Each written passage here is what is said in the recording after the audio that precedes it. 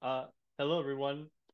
Thank you for choosing to watch this video. Thank you for choosing to watch my presentation. I hope you like it, and let's get started. All right, so I've decided to make a device which I'm calling a heliochronometer. I don't know if someone's already made it before, but this is the name that I've given it because I couldn't find I couldn't find anything similar on the internet. So, what exactly is a heliochronometer? Well, Helios means sun, chronos means time, and meter means measure. So that's basically what it is. It's a device that measures the hours of direct sunlight at a specific point. It doesn't measure sunlight in the same way that a regular solar panel would, which is a larger area. This is just a small solar cell about this big. And essentially, uh, it's a stopwatch, except instead of the trigger being a button, the trigger is a certain threshold of solar energy. So I bet you're thinking, why? Like, what's the point? Why on earth would anyone ever need this? And well, if you're like one of the millions of people that impulsively took up gardening during quarantine and now you have to go back to work, chances are that your garden probably resembles something out of Tim Burton. Your plants are probably burnt to a crisp. And that's okay, it happens. But oftentimes, the plants that we get for our gardens and our homes, sometimes we place them in a location that is not necessarily ideal for them. Like, for example, uh, if you wanted to plant sunflowers, you'd want to put them in the sunniest space available. But if you wanted to plant something like an orchid or camellias, then you would want to place them in a place that has a little bit more shade, or that the sunlight comes in through some kind of a filter, you know? So this device, which measures sunlight hours, should hopefully give you a better idea of ideal locations around your home for specific plants, and by extension, one, reduce the amount of active care that you need to give your plants, and hopefully lower the mortality rate of your green colored children, as it were. But I can still hear some naysayers coming in with three arguments in particular. Uh, so the first argument against this is, why not just use data from the internet? And that's a valid argument. We have a cornucopia of information on the internet about all kinds of weather data. We have information about daylight hours. We have information about ultraviolet radiation, all kinds of weather and climate information just freely available on the internet. So why would you still use this device, And I get it. Uh, the second argument against it is that why not just use your eyes and look outside on the window to determine ideal locations for plants? Just do your own research and then use your eyes to determine the ideal locations. Uh, and the third reason is just why? Like, what's the point? Like, what's the use? And I get it, but hear me out, okay? Hear me out. So, first of all, I just want to make it clear that climate is variable, and the data on the internet uh, will not necessarily align with your local environment. The data on the internet usually covers vast areas that encompass, that may encompass several ecosystems all at once. But there are several little tiny factors that impact your what we call the microclimate, like whether you have a lot of shade producing objects, like tall buildings or trees, or the the color of the road next to your home, whether it's light or dark, that also impacts the amount of sunlight bouncing around your environment. And the data on the internet isn't necessarily going to pick up on all of those little idiosyncrasies that affect your immediate environment, your local ecosystem. The data on the internet is all average. And the second reason, the reason about why not just look out the window and use your eyes, is that, well, your eyes cannot be outside all the time to see how the amount of sunlight shifts. As the season shifts, so does the position of the sun. As the position of the sun shifts, the amount of sunlight in any one place is going to change. One minute you may think you planted sunflowers in a very nice sunny location, and they're going to be like that throughout the whole season. But 2 months later, it turns out that there's a tree that the sun hides behind all day, and now you've killed your sunflowers because they can't receive any more sun. And the third reason about, like, just why, what's the point? Well, it's just cool, okay? I like it. I'm having fun. No need to explain myself there. So we've discussed the what this is, and we've discussed why I decided to make it. So now I'm going to discuss how it came about, and how, if you want, you could probably replicate it at home if you feel like it.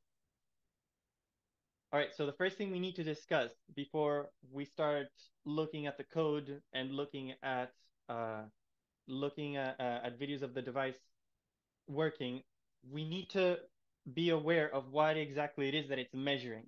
And it's measuring direct light, not indirect light. So as you can see from these pictures, on the left we have direct a picture of what is direct light. So basically, wherever you're on the earth, if you can see the sun, you are looking at direct sunlight. But if you're seeing light come through, like, the shade of trees or an outdoor filter or even the clouds, then that is indirect light. What we are measuring is the electrical output of the solar cell when all the direct sunlight hits it. And we're gonna take a look at the code, to see how we made sure that that is in fact what we're measuring. So the general materials that you're going to need, well, the ones that I used, you could probably make this in a different way, but the ones that I used for this project is, one, I used a solar cell like this one. Oh, this the solar cell's invisible. Uh, but I used a solar cell, a small one, uh, with a maximum capacity of 5 volts, and it's rated for 30 milliamps. That's the one that I used. I got it from Amazon. I also used a microcontroller. Originally, originally, I was going to use a Raspberry Pi, but I didn't, for reasons that I will explain later. I ended up using the Arduino, which just ended up being much, much easier. That's the one that I recommend, the Arduino. Next, you'll need a power source. A power source. I've been using a 9-volt battery, but you can use your laptop. Whatever works to turn on the Arduino. I used a liquid crystal display, just for, for display reasons. And of course, you're going to need wires, protoboards, resistors, all that. So, if you decide to use a Raspberry Pi, if you do want to use a Raspberry Pi, you're going to need first an ADC, an analog digital converter. Why? Because the Raspberry Pi, the pins on the Raspberry Pi do not accept analog input. The Raspberry Pi is digital only. So you're going to need an ADC, the MCP 3008. That's the one that I ordered online. You're also going to need to know how to make a voltage divider circuit. Why do you need to know how to make a voltage divider circuit? Because, as I learned, uh, since Raspberry Pi pins are only digital, they cannot handle a voltage higher than 3.3 volts. So, if my solar cell were to operate at full capacity, which is what I want, if my solar cell were to operate at full capacity and input all of that electricity into one of the Raspberry Pi pins, you could potentially damage it and ruin your Raspberry Pi, which they're very expensive right now, so I would not recommend it.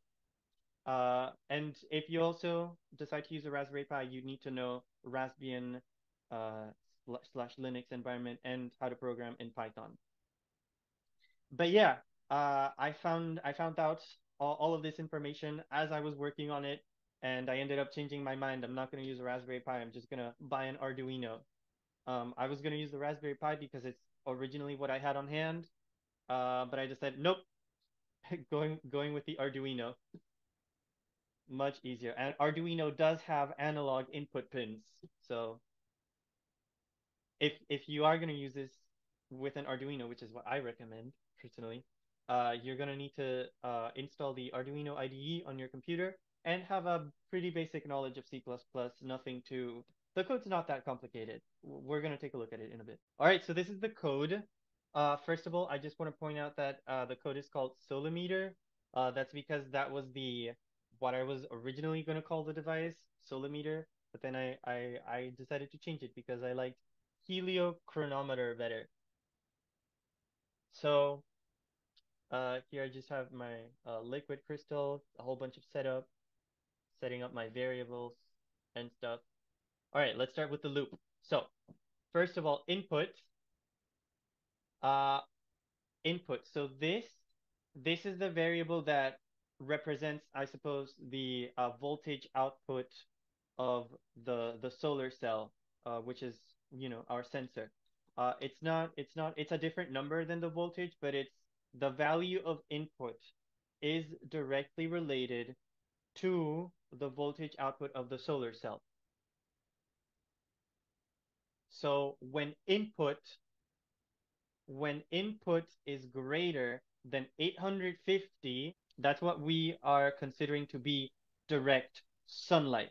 So in the video that I'm going to show later, you're going to see that the heliochronometer, when it's in direct sunlight, it's going to start counting down the timer. It's going to start the timer. But then when you put it on in the shade, the timer is going to pause.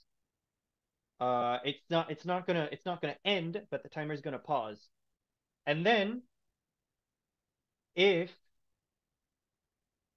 input is zero,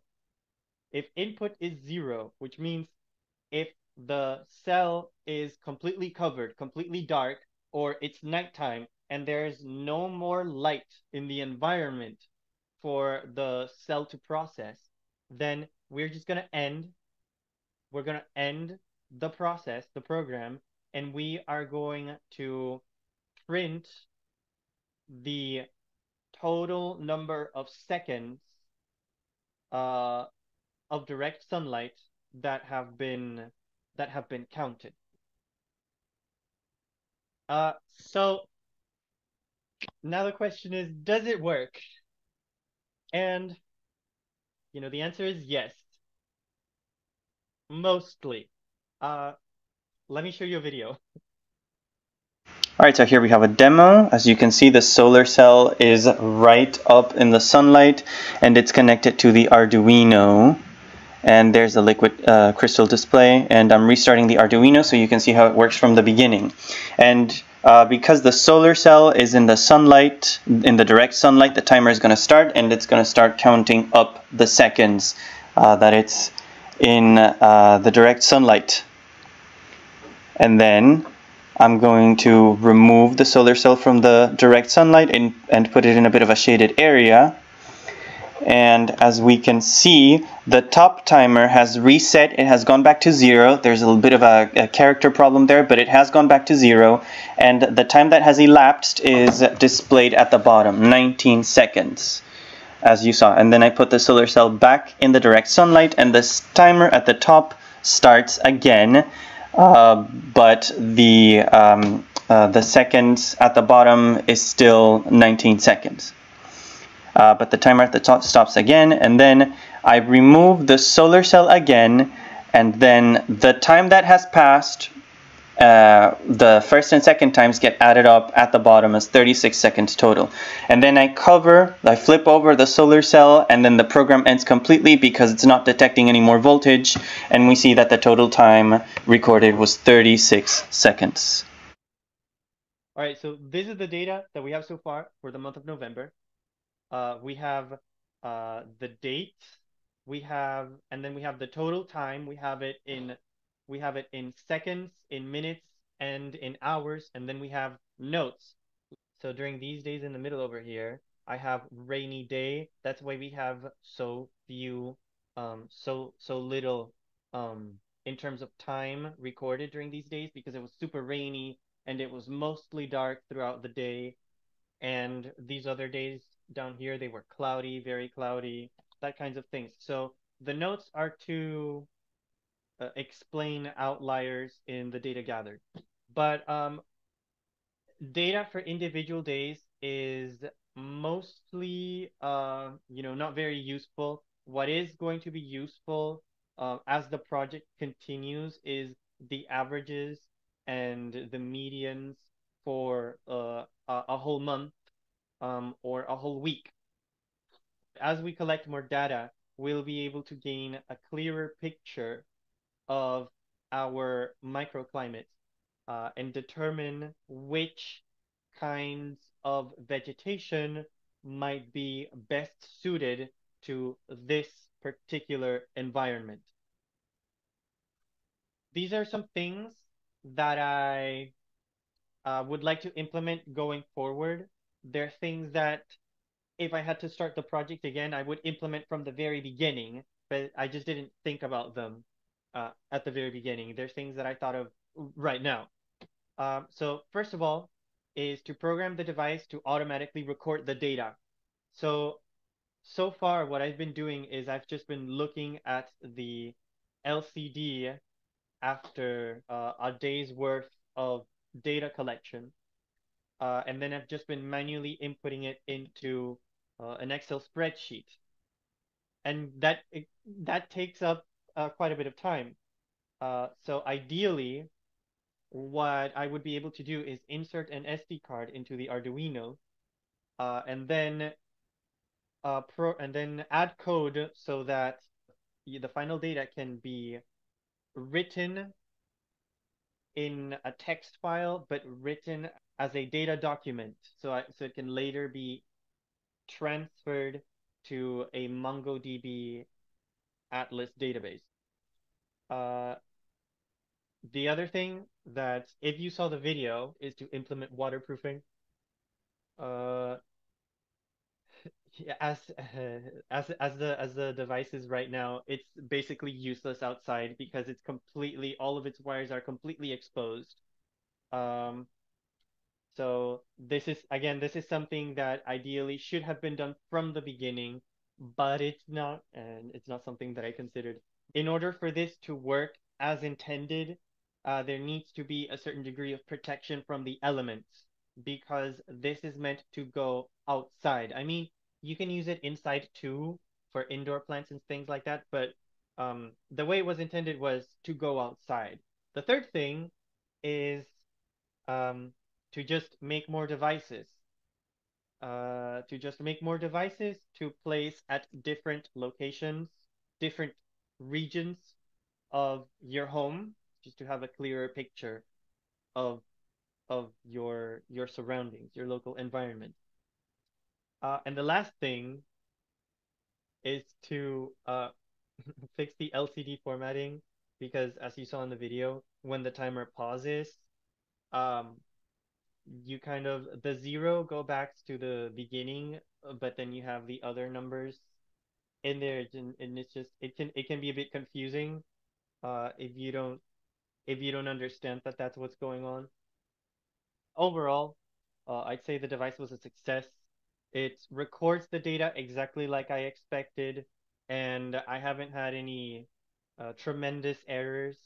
Again, the most difficult thing was probably having to deal with the Raspberry Pi and the analog to digital conversion. My God. I ordered the ADC on Amazon, I believe mid-October, or when I realized that uh, my original plan wasn't gonna work to just connect the solar cell to uh, the Raspberry Pi. But yeah, I ordered it in mid-October, and I didn't get it. It kept getting delayed until early November, by which time I had already purchased an Arduino and had started with the second uh, iteration of the plan. But yeah, overall, I'm very happy with it. I hope you are too. And that's it. If you have any questions or comments, let me know down below or send me an email. Or, if you want to participate in this, go ahead and do a pull request. I'll be happy to approve it. If you have any additions you would like to add or any alternatives you'd like to do on it, I'm very happy to participate with other people. Uh, Thank you very much for watching. Have a good day.